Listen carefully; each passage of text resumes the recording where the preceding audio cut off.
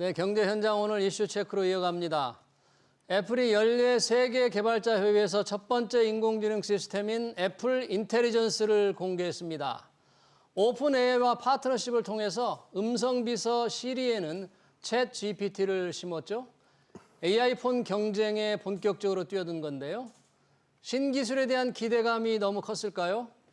발표에 대한 실망감으로 애플 주가는 2% 가까이 떨어졌습니다.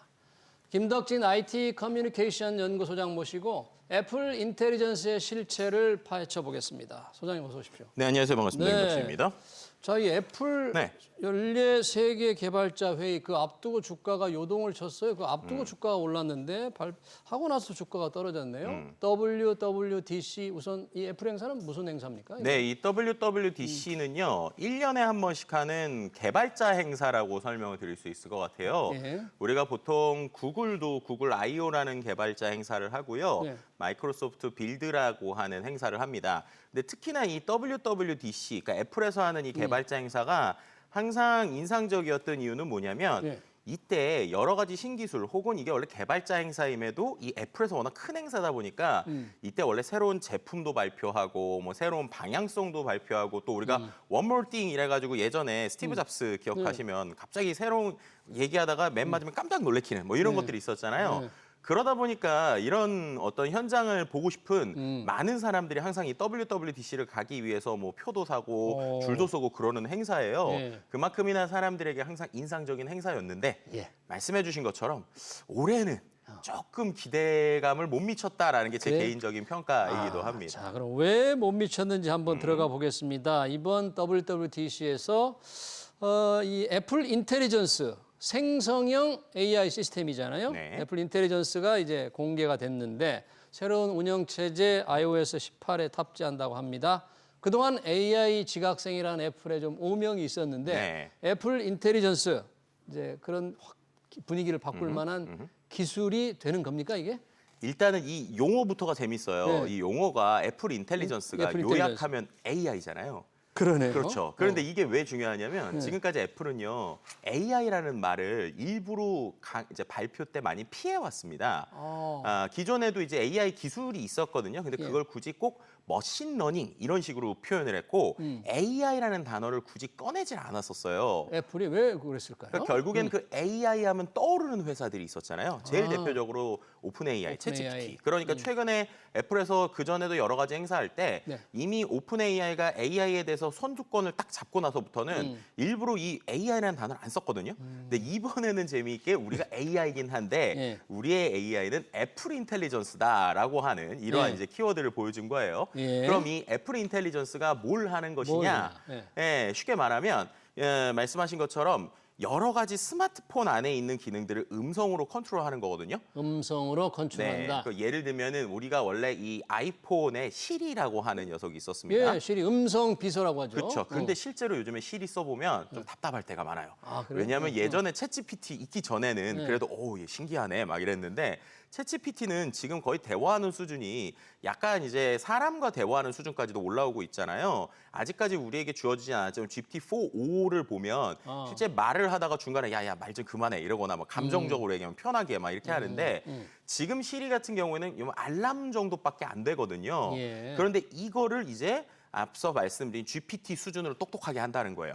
그럼 시리를. 그럼 이제 어떻게 되느냐? 예를 들면 스마트폰에서 제가 문자를 보고 있어요. 근데 문자의 내용을 이 스마트폰이 인지를 하고 있는 거예요. 그럼 제가 말로 예를 들면은 여기서 만약에 3시에 약속을 3시에 영화를 보고 싶어라는 문자를 보고 있잖아요. 그럼 제가 그 상태에서 티켓 예약해줘 라고 하면 이 화면에 있는 3시 영화라고 하는 내용을 아이폰이 인지를 하고 있다가 거기에서 이제 제가 만약에 이제 예약을 해달라고 했기 때문에 자연스럽게 영화 앱으로 들어가서 그 3시 영화를 예약해주는 이런 프로세스가 된다는 거예요. 진짜 비서네요. 그렇죠. 한다는 거네요. 네, 이제 그런데 이거를 하기 위해서 중요한 거는 그게 이제 어떻게 보면은 사용자의 활동이나 맥락을 잘 알고 있는 거니까 우리가 스마트폰 안에서 여러 가지 활동을 하잖아요. 예. 그럼 그 활동에 대한 맥락을 가지고 대화도 하고 움직여준다라는 겁니다.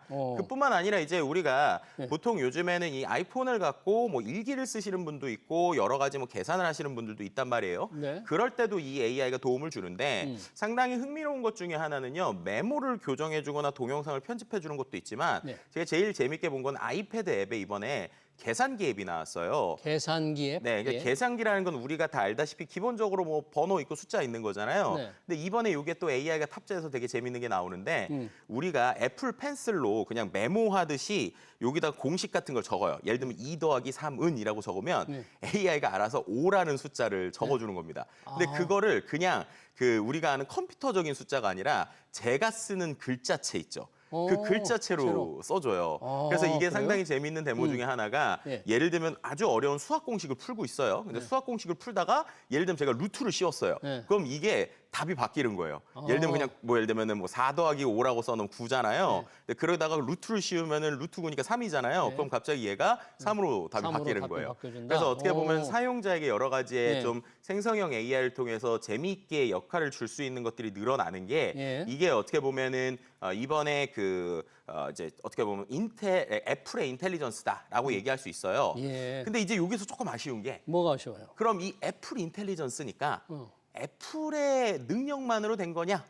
라고 하긴 좀 어렵다는 겁니다. 누구의 협업, 누구와의 네. 협업, 누구의 도움을 받은 거? 바로 오픈 AI. 오픈 AI. 네. 예. 그래서 이 부분이 이제 항상 이번에 가장 큰 화두가 이미 예상됐던 게 바로 그거예요. 애플이 원래는 이 AI에서 본인들이 다 하고 있었는데 이 부분에 있어서 오픈 AI랑 어느 정도까지 협업을 할 것이냐라고 하는 부분이 이슈가 됐고요. 예. 다 아시다시피 오픈 AI는 이미 마이크로소프트의 투자를 크게 받은 회사잖아요. 예. 근데 그런 상황에서 이 오픈 AI의 기술이 넘어오는 게 어디까지 될 것이냐라는 얘기가 나왔거든요. 네. 근데 오늘의 이야기를 좀 보게 되면 결론적으로 우리가 이 결합을 생각하시면 좋을 것 같습니다. 지금 갤럭시 같은 경우에도 네. 갤럭시 안에 온디바이스 AI라고 그래서 이 네. 칩 안에서 대화하는 능력이 있고요. 예, 스마트폰 안에 자체에서. 그렇죠. 그것보다 좀 더 똑똑하게 가는 거는 구글의 이 제미나이가 탑재가 돼 있어요. 그래서 예를 들면 지금도 이 안드로이드 그 갤럭시 폰이 어떤 식으로 돼 있냐면 아까처럼 뭐 글을 바꿔주거나 네. 번역을 하거나 통화 내용을 녹음하는 거 이런 거는 이 삼성 스마트폰 안에 있는 칩이 이제 온디바이스 AI가 해주는 거고요. 네. 그런데 이제 인터넷에 있는 것 중에 이게 뭐야라고 동그라미에서 검색하는 거는 이건 구글의 구글 이 제미나이를 제미나이를 쓰는 쓰는 구조거든요. 거죠. 네. 비슷합니다. 이번에 아이폰에 나온 것도 시리가 기본적인 작은 능력들은 이 애플의 AI가 온디바이스 해주는데 칩에서. 온디바이스 칩에서 네. 해주는데 거기서 좀 복잡하거나 아까처럼 여러 가지 뭐 복합적인 능력을 할 때는 네. 그럴 때는 이제 오픈 AI의 챗 GPT 기능을 쓴다는 거예요. 네. 그러다 보니까는 이번에 또 발표했던 게 향후에 이게 탑재가 되게 되면 애플 사용자들은 GPT-4를 무료로 쓸 수 있게 하겠다. 반대로 말하면 GPT가 있어야 이 AI가 돌아가니까 네, 그렇게 해서 탑재하려는 모습도 보여주고 있다. 이렇게 말씀드릴 수 있을 것 같습니다. 그러니까 GPT의 협업, 오픈 AI와 협업을 통해서 시리의 음성 비서 시리 기능을 획기적으로 지금 높였다. 뭐 네. 그런 얘기인데 아까 이게 티켓 사조도 있지만 제가 아주 주목 이게 한 거는 이런 게 있다고 그래요. 시리에다가 엄마 비행기 도착 시간 알려달라. 이러니까 얘가 탁 알려준다 그러면 그렇죠. 자기의 이 주인의 이메일, 문자 이런 걸 다 알고 있다가 바로 그 대답을 해준다는 거 아니에요? 네, 맞습니다. 근데 결국에 그게 어떻게 보면 애플이 잘할 수 있는 능력이라고 하나 기대할 수 있는 게 바로 그거예요. 이게 무슨 말이냐? 이번에 실망감의 포인트, 이제 주가가 떨어진 이유는 네. 새로운 기술이 나오진 않았다는 거예요. 그러니까 뭔가 신기술은 나오지 뭔가 않았다. 와우 할 만한 포인트는 없었습니다. 왜냐하면 이미 그 전에 구글도 개발자 행사를 했고 마이크로소프트도 개발자 행사를 했는데 예. 그때 이미 사람들이 되게 놀랬었어요. 그리고 그 앞에 오픈 AI도 이러한 발표를 하니까 사람들이 와우 놀랐단 말이에요. 예. 그런데 애플이 이번에 발표했을 때 네. 놀라는 건 없었어요. 왜냐하면 이미 앞에서 다 발표한 거니까. 아, 그런데 차이가 뭐냐? 생각해 보시면 구글은 스마트폰을 가지고 있잖아요. 예. 그런데 이 노트북 시장은 상당히 작습니다. 예. 반대로 우리가 알고 있는 MS 마이크로소프트는 노트북 시장은 크죠. 그런데 반대로 스마트폰 시장이 적어요. 네. 그런데 애플의 최대 장점은 스마트폰, 패드, 노트북, 그다음에 데스크탑 이게 다 연결이 돼 있다는 거예요. 예. 그래서 수십억 대의 연결돼 있는 디바이스가 있다 보니까 애플이 챗봇을 한다라고 하는 딱 선언하는 순간에 애플은 전 세계에서 가장 많은 챗봇 머신이 있는 겁니다. 예. 그러니까 결국에 이 모든 것들이 연동된다는 게 가장 큰 포인트인데요. 네. 그래서 지금 MC께서 말씀 주신 것처럼 네. 우리가 어떠한 뭐 예를 들면은 뭐 엄마가 몇 시에 오는지 알려줘라고 하면 스마트폰에 있는 데이터, 예. 아이패드에 있는 데이터, 그다음에 또 노트북에 있는 데이터 이게 다 연동이 돼 있고요. 자연스럽게 제가 어떤 아이폰에서 명령을 한 거를 이 맥에서 바로 노트북에서 실행을 해준다든지 그런 연동성이 좋다 보니까 말씀하신 것처럼 이게 새로운 건 아니지만 나오게 되면 이 애플 생태계를 더 강력하게 할 수 있다라고 하는 건 확실한 것 같아요. 왜냐하면 예. 이걸 제대로 쓰려면 아이폰도 있어야죠, 패드도 있어야죠, 노트북도 있어야 되니까 이걸 연동하면 말씀하신 것처럼 진짜 우리 예전에 영화에서 보는 자비스처럼 네. 제가 스마트폰으로 뭐 해달라 이렇게 하면 그게 이제 아이패드에서도 되고 노트북에서도 되는 이러한 것들을 기대하니까 예.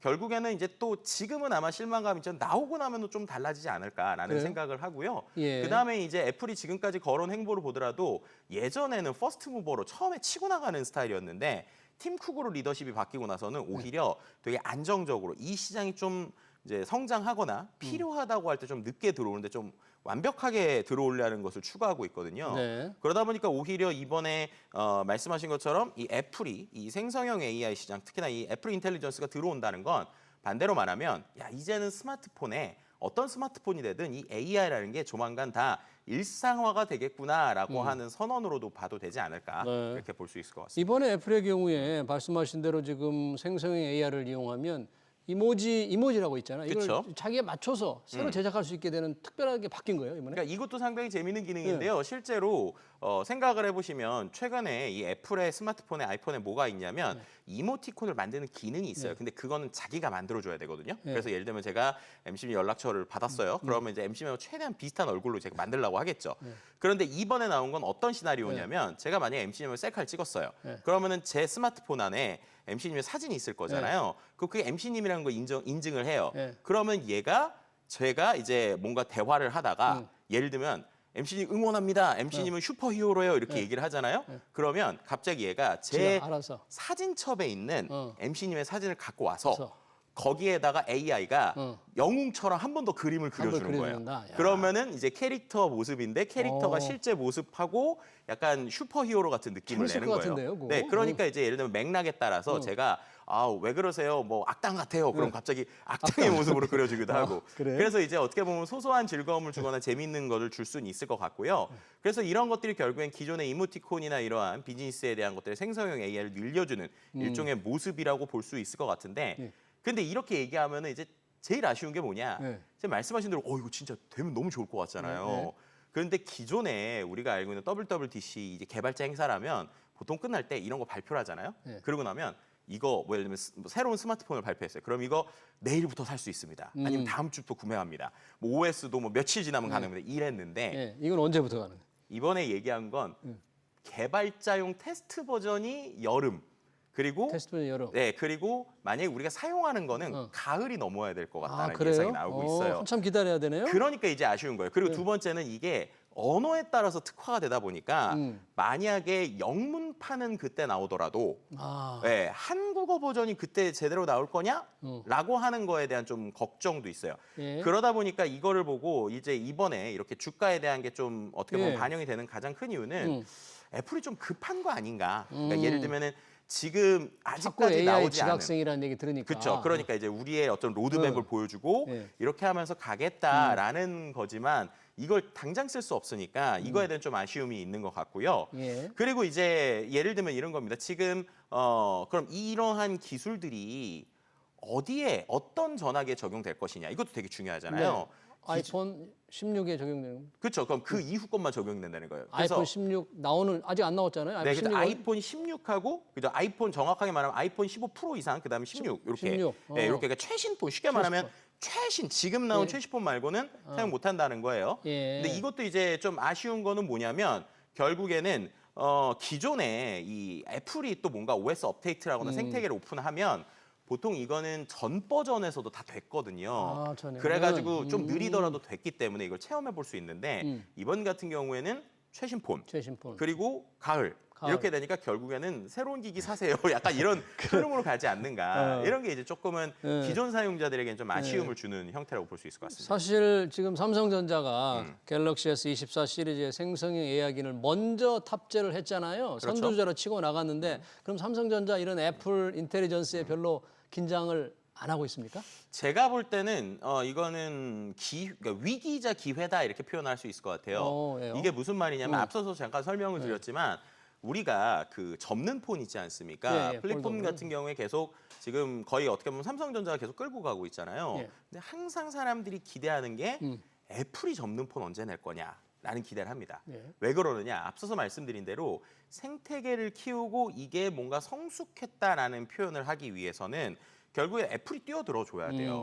왜냐하면 애플이 뛰어들게 되면 자연스럽게 생태계가 커집니다. 시장이 훨씬 더 커질 네, 수 있다. 생각해 보시면 그런 거예요. 예를 들면은 개발자 입장, 그러니까 앱을 개발하는 회사 입장으로 생각하면 지금은 AI에 대한 걸 뭔가 만들어서 앱을 만들더라도 네. 이건 딱 갤럭시나 몇몇 안드로이드 폰을 위한 거니까 네. 개발자 입장에서는 애플이라고 하는 아주 큰 덩어리도 있는데 이 몇 개를 위해서 만든다는 건 되게 어려운 투자가 되겠죠. 네. 근데 반대로 애플이 뭔가를 딱 키웠을 때 그럼 보통 앱을 안드로이드 따로 뭐 iOS 따로 만들긴 하지만 어쨌든 그건 그거 달래고 어떤 흐름 자체가 이 AI를 기반으로 한 앱 서비스를 많이 만들 수 있거든요. 예. 그래서 이번에 이러한 WWDC에서도 이러한 AI 폰에 대한 발표를 했고 그럼 지금부터 많은 개발사들이 이 AI를 갖고 만드는 앱들을 만들 거예요. 예. 그럼 자연스럽게 그 앱이 안드로이드로 연동이 될 거니까 삼성 입장에서는 여러 가지의 서비스들이 확장될 수 있는 기회가 있다는 거고요. 예. 반대로 말하면 이게 노트북하고 연동되는 부분에서 약한 거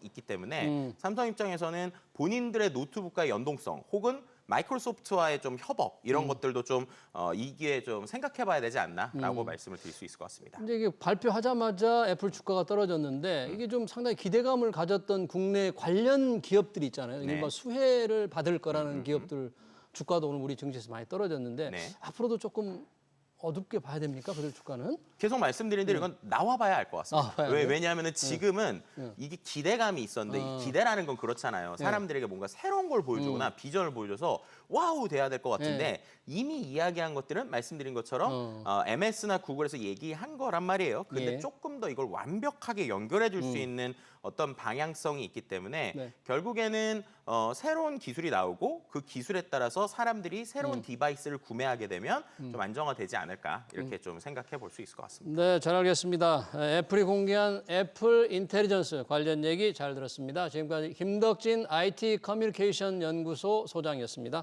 소장 고맙습니다. 네, 감사합니다.